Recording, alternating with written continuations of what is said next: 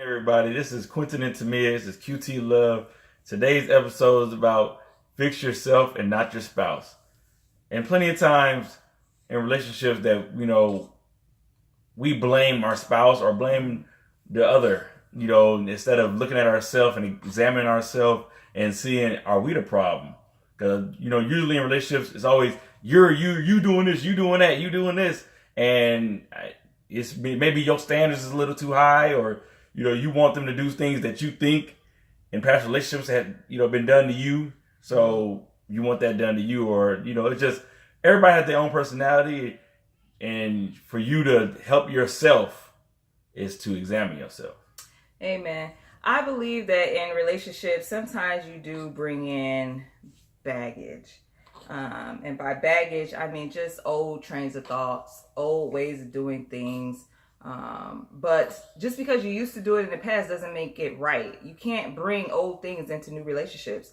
The whole point of a new relationship is to develop a new skill, a new way of learning, a new way of loving, a new way of being intimate with somebody. So I believe that in order to have a transparent relationship, you have to understand that the other person may not always be the issue. It may just be you. So fix yourself and not your spouse.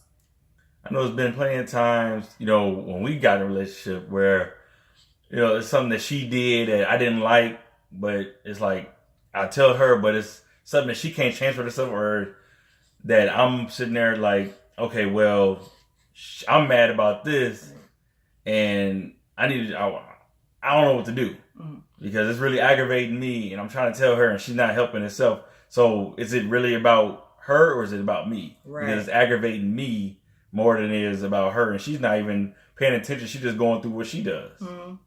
A lot of times I don't even understand what the situation is, and I know it's the same way for my husband. Like, I'll tell him, babe, I hate when you always say that you're sorry, but yet you want to make an excuse for why you did it. Like, that sets me on fire. And it's not that he apologizes. If you're going to apologize, make it a sincere apology. Don't back it up with some excuses that totally mitigates what you just said. So that was something that I had to learn to allow myself to really understand, what is it about that situation that really frustrates me? Is it the fact that my husband has to apologize several times for the same thing and he makes excuses? Or is it the fact that I place him so high on a pedestal that I believe that he is just the best thing that ever happened to me, that I really don't give him the benefit of the doubt in learning and growing within our relationships without scrutinizing him? Every person has the right to grow without being scrutinized. No one comes into a relationship the total package, knowing what to do, saying everything that needs to be said at the appropriate time. So I believe that I had to go to the Lord myself and say, Lord, I know that you have given me my husband for a reason. Help me help him. Show me how to be a more loving wife so that it can be a place where we can both grow. Because I know he's not doing this to hurt my feelings. I know he's not doing this to totally dismiss what he just said. Help me help him. Even then is when, stuff like that, it happens. It's just, we learn each other more. I'm learning her, she's learning me. And you learn about yourself more because you haven't put yourself in a relationship like that. Well, I'm not saying like that, but it's more in a relationship and held to a certain standard. I mean, if you had a relationship and it was the low standards, or you did have a high standard, or that person was going with those standards that you had, and you go to it and it didn't work out. So then you have this basically like a laundry list of things that you want to go into the next relationship to have, and it's not there because you want it to be there, but in reality you need to take some things off or fix some things where it's not as bad. I'm not going to say example. I'm not saying like take everything, but it's more of a learn about, an example. I'm trying to think of an example. Okay, it's been a situation where my wife, when we first was married, beginning of marriage, I'm not going to talk about my past too much, but it was a situation where I'm not used to being surprised. And she wanted to surprise me with something, and she, we was coming out of the same bank account, so I'm thinking, it's all our money. And she went to spend some money, and we was on a budget trying to pay bills, and I'm thinking in my head, bills. And she wanted to surprise me, and she told me she was buying a TV. I said, what you mean buying a TV? And so in my mind, I'm going crazy because I don't know what's going on. We need this money for this certain bill over here because I'm thinking about bills. And she's not. She's trying to surprise me. I'm not thinking about the good side of it because that's in my mindset. I'm thinking about this, and I'm not used to this. Something I'm not used to. So I had to learn to get accustomed to it. And like to now, I am like, I didn't grew before, grew now. But before, I didn't appreciate it. And I really appreciate it now. I love when you surprise me because before, I was just basically, I knew I was hurting your feelings. And, I just didn't know how to handle it. I had to learn about myself. That's a great example because I remember telling my husband, I go above and beyond for you to show you my appreciation, to show you how much I love you and value you. Doing those spontaneous things that, we may not always have the money to do, but I'll sacrifice so that you can feel appreciated.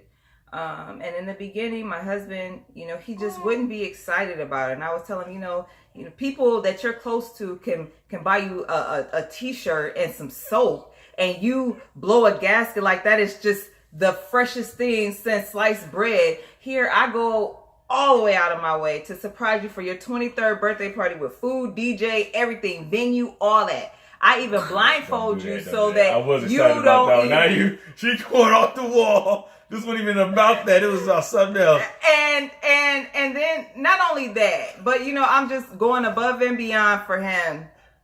And I am totally trying to do something for him that he said he never had growing up. He was never allowed to have, these type of celebrations to celebrate him.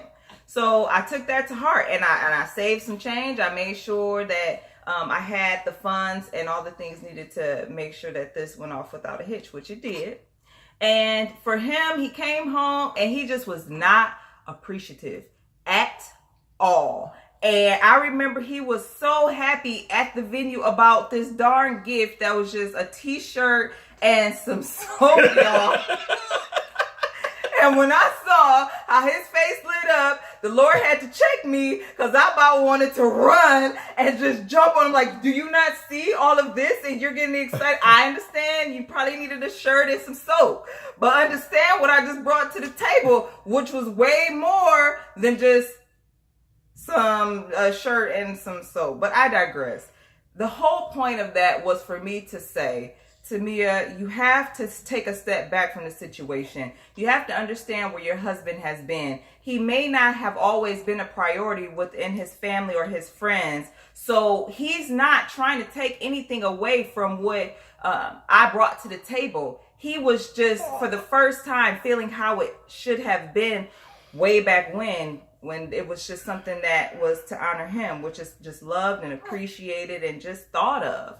But to me, I was looking like, you excited over some soap and a shirt? And here I bought you a whole family affair with venue, DJ, food, and all that. So I had to check me because it really wasn't all about him. It was all about how I felt he should feel towards the gift that I gave.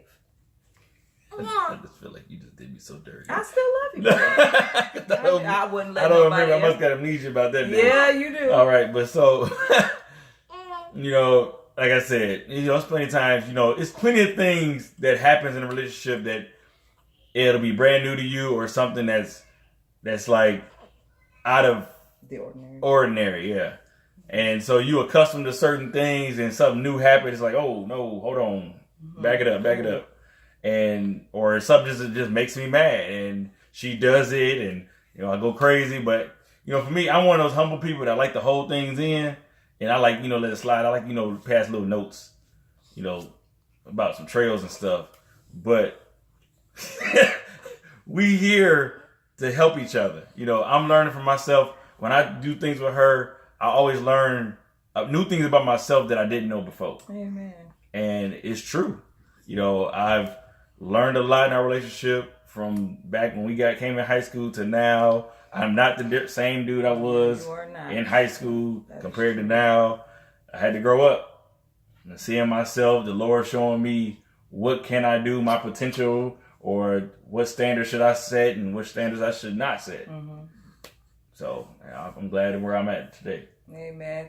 I remember when we had first got married, like we were a year in, and we had very poor communication. Very poor communication. And we didn't have any kids, so it was just my husband and I. And I remember I was trying to tell him how I felt about something. He was trying to tell me how he felt about something. So we was attacking each other. And then it just blew up to the point where I walked out of the house and started walking. I don't even know where I was walking. I just started walking. And I mean, it didn't solve anything because after a while I got tired of walking. So I turned around and came back to the house and it was still there. The tension was still there. So it got to a point as we grew as individuals. Mind you, we got married when we were 20. So we were some young adults trying to figure out life while growing up together. And as we began to seek the Lord and knowledge of ourselves and understanding who we are and why we tend to think the way we do and react the way we do, the Lord began to show us the beautiful essence of who he was by allowing us to get to know each other on a more intimate level that evolved around him. The Lord is the reason why we have succeeded the way we are. The Lord is the reason why we can communicate the way we do. The Lord is the reason why our kids have a 2-parent home. My husband and I did not come from a 2-parent home. We did not have the standard of family. We did not know how to communicate with each other. We did not know what a healthy marriage looked like. So in order for us to have a successful marriage that's going 10 years strong and we're only 30, we had to really identify what the Lord's definition of a healthy marriage, a healthy life, a healthy family. The Lord builds his foundation off of family. So we had to figure out what family really was. Yeah, I'm supposed to come and say something about that. So but our time is up. Well, I just want to say this one thing though, before we about to end, because we're getting a little high on time. So, you got your standards. People don't understand, the reason why you have these standards is from when you start from childhood all the way up. You see things and you hear things. Right. And so either past relationships with your parents, grandparents, family, other people in your family, and it's all tied up into you. I don't want to do this when I get this age or when I get married, or I don't want to do that, or this is not how my relationship is going to be, or she going to do this and not, she going to be at home clean, or she going to work too. It's all that. You got a whole list of things that you want to go into the next relationship with, or when you get older, that you want your wife or your husband to do. And so you have to learn about yourself. That's how you learn about yourself, because all those things from past relationships could be bad. And you just taking them in and bringing them into the new relationship. Like, oh, you want your relationship to be successful, but you don't know what it takes to have a successful relationship. Right. And that's because you've never been shown. But just because you've never been shown does not give you the right to continue doing damage to relationships that could potentially flourish, because you choose to continue doing those damaging things and not taking a step back and saying, what is it about me that's causing this inferno inside of my relationship that at times can be so beautiful when I get my mind out of the way? What is it, Lord? What is it? Go to the Lord intimately. Ask the Lord to just chasten you. Spend some time, whether it's 5 minutes and then you build up to 15, then you build up to 30, but just that intimate setting with the Lord, because the Lord knows you. He knew you before you were even formed in your mother's womb. So who better to tell you how to correct issues that could potentially damage and cause a relationship to fail that had the potential to be an example and the standard. So that's our challenge for you today. It's just to take a step back and not to look at your spouse as being the reason for the issue, but rather turning the mirror around and looking at yourself and saying, Lord, what am I doing that's contributing to this issue?